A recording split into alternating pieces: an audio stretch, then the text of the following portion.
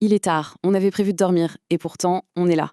Dans le noir, le visage éclairé par l'écran, en train de faire défiler des contenus à l'infini. On s'est tous déjà retrouvés dans cette situation, n'est-ce pas? C'est un scénario qui est devenu un peu trop familier.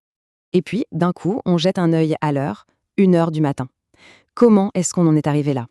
Eh bien, si ça peut rassurer, on est loin, très loin, d'être un cas isolé. Ce n'est pas une simple question de volonté, mais un vrai phénomène de société. D'ailleurs, les chiffres le confirment, une majorité d'adultes a cette habitude.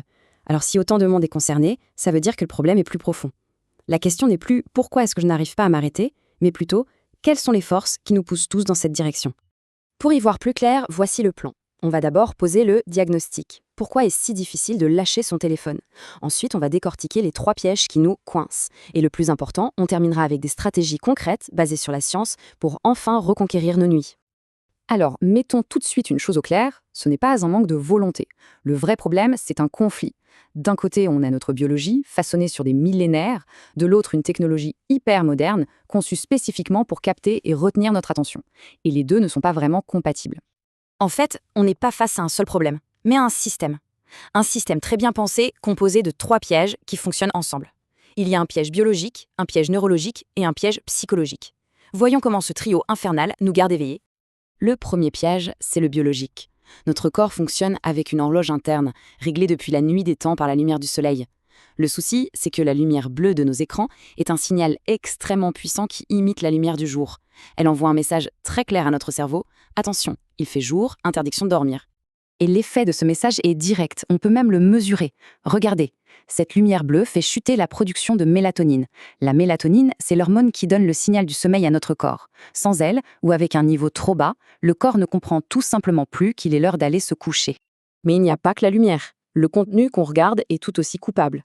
Que ce soit une vidéo qui nous fait rire aux éclats ou des nouvelles qui nous angoissent, tout ça active notre système d'alerte, le fameux mode lutte ou fuite. C'est l'état exactement opposé à la relaxation dont on a besoin pour s'endormir. Et c'est là qu'on tombe dans le deuxième piège, le neurologique, celui de l'habitude. Le cerveau adore les boucles. Ici, elle est simple mais redoutable. Le déclencheur, on se met au lit. La routine, on attrape le téléphone. La récompense, une petite décharge de dopamine, le plaisir de découvrir quelque chose de nouveau. Et à chaque fois qu'on la pète cette boucle, elle devient de plus en plus automatique.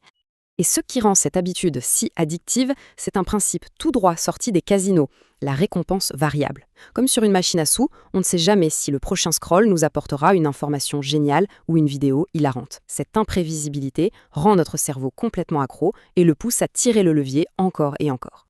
Et il faut bien comprendre une chose, tout ça n'a rien d'un hasard. C'est le fruit d'une conception intentionnelle.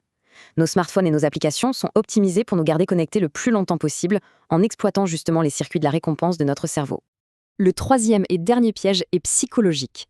C'est la fameuse FOMO, la Fear of Missing Out, ou en bon français, la peur de rater quelque chose. Les réseaux sociaux sont des catalyseurs surpuissants pour cette anxiété. On y voit un flux constant d'événements, d'infos, d'expériences, et on a peur de passer à côté. Du coup, ce scroll tard le soir, ce n'est pas juste de l'ennui. C'est souvent une tentative, pas toujours consciente, de gérer le stress de la journée et cette peur de la déconnexion. Et c'est là toute l'ironie de la situation. On utilise pour s'apaiser l'outil même qui sabote notre sommeil. Bon, le diagnostic est posé, on a compris les mécanismes. Maintenant, passons aux solutions, à la prescription.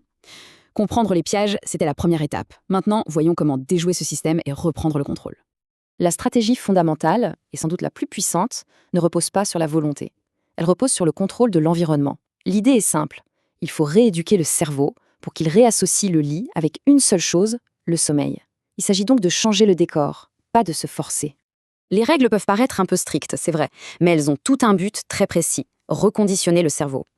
Chaque règle vise à renforcer cette association unique. Le lit, c'est pour dormir. Tout ce qui peut casser cette association doit être éliminé de l'équation. S'il ne fallait retenir qu'une seule action, ce serait celle-ci. Créer une barrière physique. Le téléphone charge dans une autre pièce et on revient au bon vieux réveil. C'est l'acte le plus simple et le plus puissant pour court-circuiter l'habitude avant même qu'elle n'ait une chance de s'enclencher. Et pour une approche vraiment solide, on peut construire une défense sur 4 niveaux. Elle combine des actions sur l'environnement, sur notre comportement, sur l'appareil lui-même et bien sûr, sur notre routine du soir. Pour le comportement, il existe une technique fascinante, l'inversion des habitudes. L'idée, c'est d'identifier l'impulsion, cette envie de prendre son téléphone, et de la remplacer consciemment par une action qui est physiquement incompatible. C'est une sorte de judo mental. On utilise la force de l'impulsion pour la rediriger ailleurs. On peut aussi utiliser la technologie contre elle-même. En passant l'écran en noir et blanc par exemple, on le rend tout de suite beaucoup moins attrayant. On peut régler des minuteurs sur les applis, programmer des couvre-feux numériques, bref, on ajoute volontairement des obstacles pour rendre le scroll moins facile et moins tentant. Et tout ça nous amène à un point crucial. L'objectif n'est pas de créer un vide en arrêtant de scroller. L'objectif, c'est de remplacer une habitude négative par une nouvelle routine, positive et intentionnelle. Un véritable rituel de retour au calme pour signaler au corps et à l'esprit qu'il est temps de se détendre. Alors, à quoi ça peut ressembler ce rituel? Il y a plein de possibilités. Lire un vrai livre en papier peut réduire le stress de façon spectaculaire. Tenir un journal permet de faire ce qu'on appelle un déchargement cognitif. On met ses soucis sur le papier pour littéralement s'en vider la tête avant de dormir. Au fond, le message de tout ça, c'est un changement de posture. Il s'agit de passer du statut de cible passive de la technologie à celui d'architecte actif de ses propres habitudes et de son bien-être. C'est une démarche pour reprendre le contrôle, tout simplement. Alors la question est posée. Ce soir, qui est aux commandes? Qui ou quoi contrôle la nuit? Et la bonne nouvelle, c'est qu'en appliquant ne serait-ce qu'une seule de ces stratégies, on peut commencer, dès aujourd'hui, à changer la réponse à cette question.